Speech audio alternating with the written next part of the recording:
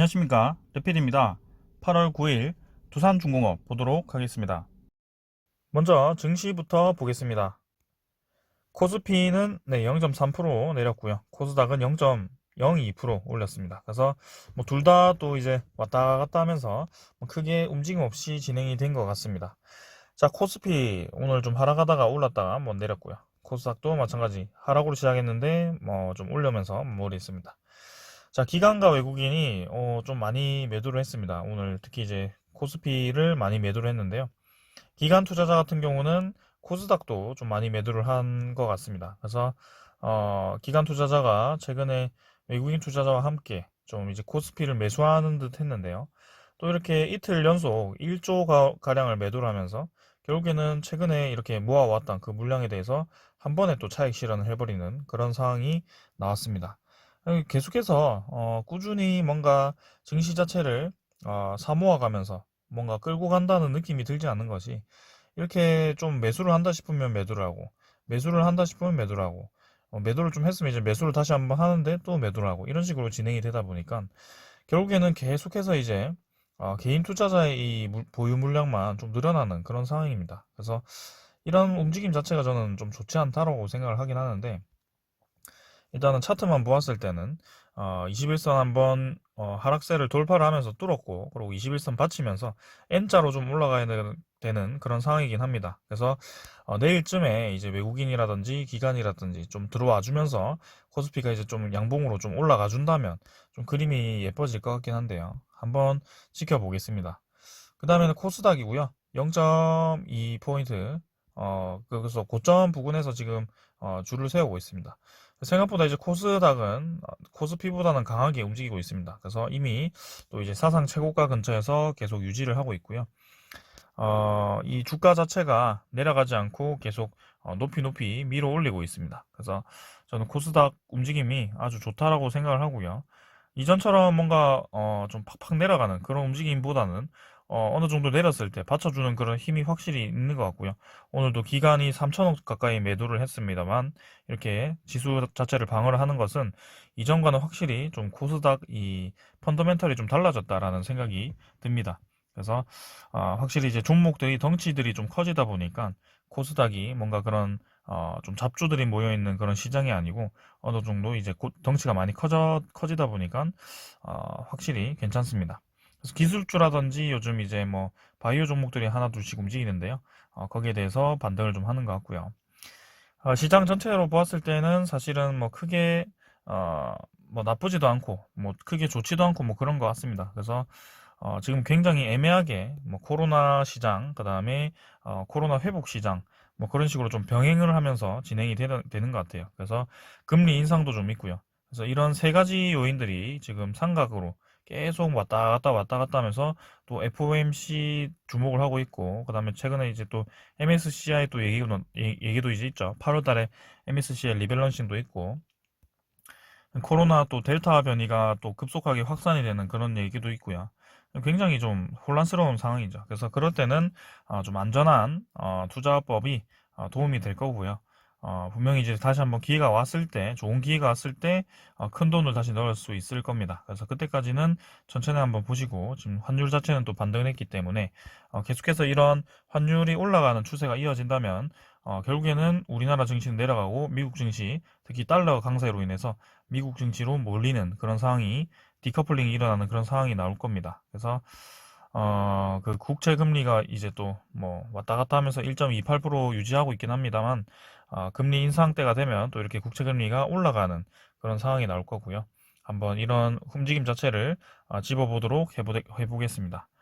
다우존스 좀 내리고 있고, 나스닥 조금 부합, 네, 유럽 증시도 부합 정도입니다. 그래서 지금 혼란스러운 만큼 크게 방향성 없이 증시들이 진행이 되고 있기 때문에 일단은 여기서 마치도록 하고 종목 리뷰하도록 하겠습니다. 두산중공업 보겠습니다. 950원 하락해서 21,450원으로 마무리를 했고요. 4.24% 내렸습니다. 자, 시간의 가격은 조금 상승했지만 크게 의미 없다라고 보고요. 역시 이제 반등을 좀 하다가 좀 저항을 맞고 하락을 좀 했습니다. 그래서 61선을 넘지 못하고 또 하락을 해버렸고요. 이렇게 이제 내렸다가 올랐다가 올랐다가 내렸다가 이런 과정을 좀 반복을 하고 있습니다. 그래서 21선은 좀 내려오는 상황이기 때문에 결국에는 21선과 61선이 좀 데드 크로스가 발생하는 상황이 나왔고요. 분명히 지금 위치가 이전에 오랫동안 지지를 하던 그 위치 아래에 위치를 하고 있기 때문에 23,000원이 굉장히 큰 저항선으로 위치할 가능성이 큽니다. 그래서 지금도 이제 반등을 좀 하더라도 21선을 넘지 못할 것 같은 그런 움직임이고요. 결국에는 21선 사이를 21선과 이 25,500원 정도죠. 이 라인을 횡보를 좀 하면서 바닥 라인을 다질 것 같습니다. 그래서 이 정도라고 생각을 좀 하시고요. 쌍바닥 정도 다지다가 여기서도 이제 다시 한번 하락하면서 세 번을 이제 다질 것인지 아니면 다시 올라갔다가 뭐 자리를 잡을 것인지 일단은 요 정도에서 이제 하락을 마무리하라고 좀 생각을 해야 될 것 같은데, 만약에 추가적인 더 하락이 나온다면 이 바닥을 또 깨버릴 겁니다. 이때처럼요. 그래서 이때처럼 또 바닥을 한번 더 깼을 때는 추가적인 더 하락이 나올 수 있고요. 121선과 241선이죠. 이 장기 이평선을 좀 지지를 할 가능성이 큽니다. 그래서 저는 18,000원 정도에서 2만원까지 또 생각을 좀 하고 있기 때문에 지금은 천천히 그냥 지켜보는 것으로 하고 있습니다. 자, 그래서 지금 당장에서는 차트 모양 자체가 별로 좋지는 않고요. 두산중공업 시간이 더 필요합니다. 그래서 옆으로 횡보하는 과정도 필요하고요. 최소 이제 8월 말까지는 큰 움직임이 없이 진행이 될 것 같다. 뭐 그렇게 생각을 합니다. 자, 그래서 일봉은 이 정도로 확인을 했고, 주봉도 마찬가지. 반등을 좀 했다가 다시 한번 내려가는, 그래서 20주선 근처를 점점 이제 20주선에 올라오고 있죠. 그래서 이 정도 주봉선 지지를 하면서 뭐 반등을 해줄 것인지 아니면 이때처럼 주봉선을 깨버리면서 추가적인 더 하락이 나올지 좀 더 봐야 되겠습니다.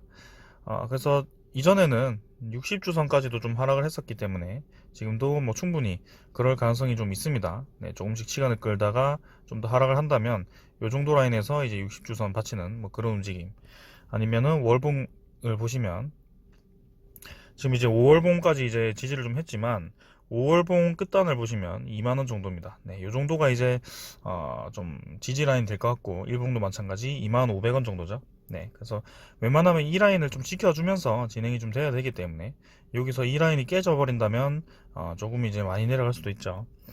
그래서 시간을 두고 지켜보시라, 뭐 매일매일 말씀드리는 겁니다. 그래서 기관 투자자가 120만 주, 외국인 투자자가 90만 주 매도를 좀 하면서 두산중공업 주가를 끌어내리는 모습이었고요. 지금은 두산중공업의 외국인 투자자가 매수를 하더라도 금방 이제 다시 나가는 그런 움직임이 나오고 있기 때문에 뭐 딱히 수급도 좋지 않고요. 위치상으로도 애매하기 때문에 뭐 지금 신규 매수를 와장창 하기보다는 천천히 그냥 지켜보시는 것이 맞다라고 보여집니다. 자, 그래서 기관 투자자도 지금 금융투자, 특히 최근에 금융투자가 좀 많이 매수를 했었는데 좀 많이 매도를 했습니다. 그리고 투신 사모펀드 매도했고요.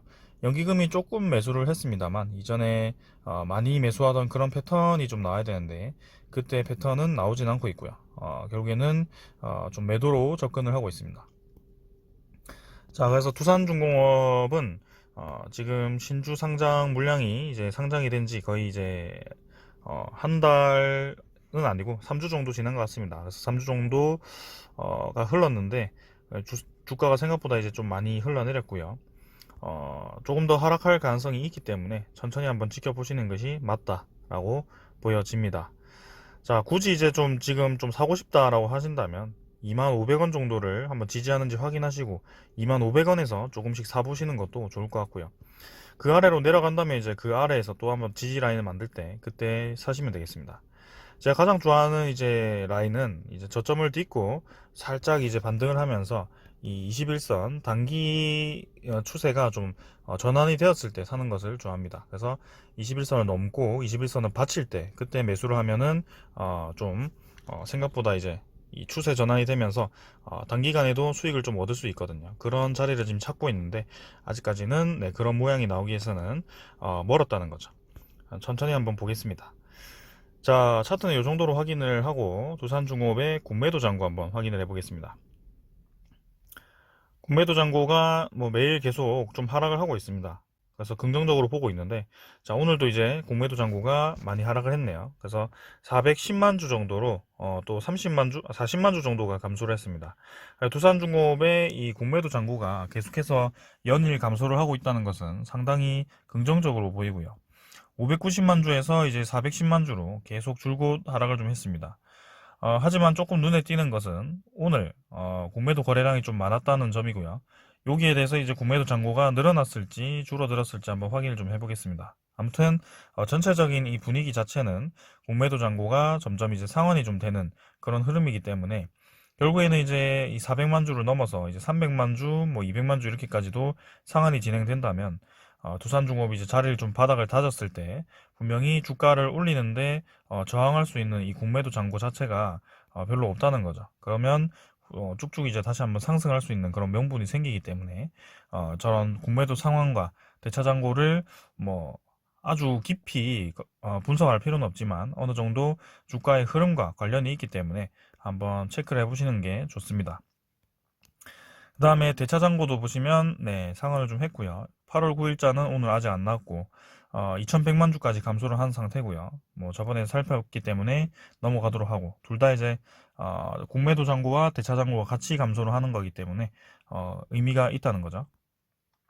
자, 하지만 외국인 추정보다 이제 당일 물량이 또 190만 주, 외국인이 최근에 잘 모아가다가 두산중공업을 좀 매수를 좀 이어갔었는데요. 그 며칠 동안 모았던 거 이상으로 매도를 좀 한 것 같습니다. 그래서 또 190만 주를 매도를 하면서 보유율이 또 5%대로 떨어져 버렸고요. 이게 공매도 상한이 진행되면서 또 이렇게 뭔가 물량을 좀 모아가는 듯 했는데요. 외국인이 또 이렇게 많이 매도를 한 의도는 또 잘 모르겠습니다. 외국인뿐만이 아니고 지금 금융 투자도 좀 많이 팔았기 때문에 지금 이런 수급의 흐름을 보았을 때는 뭔가 공격적으로 접근을 하기에는 좀 무리가 있다는 거죠. 그래서 뭐 그냥 차분히 한번 지켜보시고요. 지금은 좀 다른 종목에서 놀다가 관심을 두고 있다가 결국에는 이제 그런 원하는 때가 왔을 때, 확실한 때가 왔을 때 진입을 해보는 게 좋다는 겁니다. 자, 그 다음에는 이제 두산중공업의 소식이고요. 뭐 매일 좀 좋은 소식을 전했습니다만 지금은 조금은 좋지 않을 수도 있는 그런 소식입니다. 일단 세계 풍력 발전량이 이제 역대 최대이긴 한데 국내 이제 기업 점유율 경쟁이 치열하고요. 그 중에 이제 국내가 또 고전을 하고 있다고 하죠. 그래서 세계 이 해상 풍력이라든지 육상 풍력 점유율 대부분이 해외 기업들이 차지를 좀 하고 있는 상황이고 우리나라 이 대표적인 기업이 이제 유니슨이라든지 뭐 두산중공업과 그 다음에 CS윈드 뭐 그런 게 있죠. 근데 그 점유율이 상당히 이제 낮다는 겁니다. 자, 그래서 점유율 순위를 좀 보면 미국의 GE, 그 다음에 중국의 골드와인드, 덴마크의 베스타스인가요? 네, 비스타스인가요? 아무튼 이렇게 유럽 국가 아니면 중국이 이렇게 다 점령을 좀 하고 있습니다. 그래서 우리나라가 지금 2020년에 점유율 지금 이 회사 풍력 발전이 최대를 찍었는데요. 지금 보시면 흐름 자체가 이제 최대를 팍 찍었죠. 특히 올해 많이 건설이 되었다는 겁니다. 하지만 2025년까지는 이 풍력 시장의 성장률이 그렇게 높지 않다는 겁니다. 이렇게 매년 풍력 시장이 커지면서 성장하는 것이 아니고 오히려 이제 떨어진다는 거죠. 내년부터는 이제 올해가 2021년이었네요. 그래서 작년에 비해서 떨어졌잖아요. 그래서 2022년도 더 떨어지고 3년도 떨어지기 때문에 사실 이제 두산중공업이라든지 이런 국내 풍력 기업들은 우리나라의 그 풍력 발전기를 설치하는 데 지금 기대를 가지고 개발을 좀 하고 있는 상황입니다. 그래서 지금 해외 수출을 하려고 해도 사실 시장도 그렇게 성장하는 시장도 아니고요. 여기에 대해서 뭔가 기술력이 다른 경쟁사에 비해서 뭔가 굉장히 뛰어나다 이것도 아닙니다. 사실 이제 용량으로 따지면 우리나라 풍력 발전기가 해외 풍력 발전기보다 아직 낮은 상태죠. 그래서 한 1, 2년 정도 몇 년을 지금 더 개발을 해야지 이게 따라갈 수 있는데요.